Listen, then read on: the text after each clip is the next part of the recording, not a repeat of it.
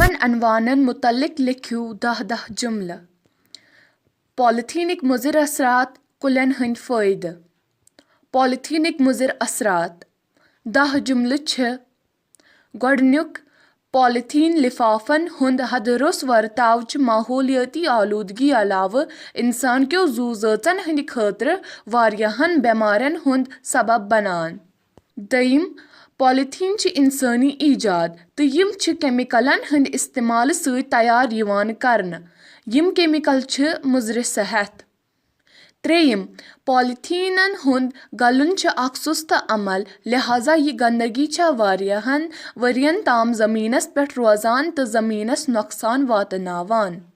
ूरिम, आबी जखीरन मज त्रावन यिन वल लिफाफ गलाजा च आबच आलूदगी हुंद बोड सबब बनान।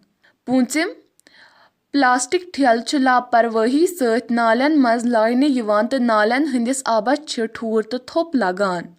शेयिम, प्लास्टिक च केमिकल खारिज करान यिम मेच मज अचान च येमि सत यह फांट तो बेबो छ बनान। सतिम, यिम लिफाफन हुंद अंथ रोस वर्ताव सत गछि सोन सियार पूर पठ वुजार।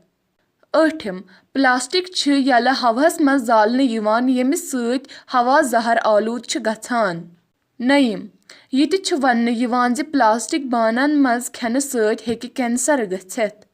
दहिम, प्लास्टिक च आबस ठूर अनान तो अत पेट च मछ तो मई नवान येमि सत मुख्तलिफ बेमारि वथान छ। कुलन हंद फ़ायदे 10 जुमल छ।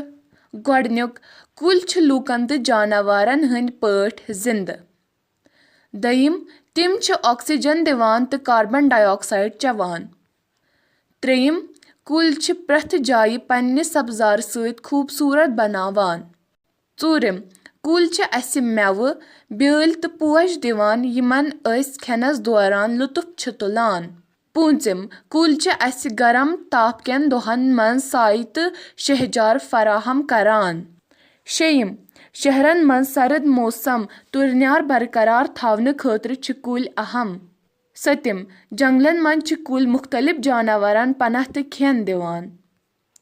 आठिम, कुल छ अस तामीराती तो बाकी काम्यों खतर लकर फराहम करान। नयिम, कुल्यों वराय जमीनस पेट मौजूद प्रथ कह जू जिंद रोजुन छ नामुमकिन। दहिम, कुल छ साने बेहतरीन दोस्त तिक्याज यिम छ हवा अस चनस लायक बनावान।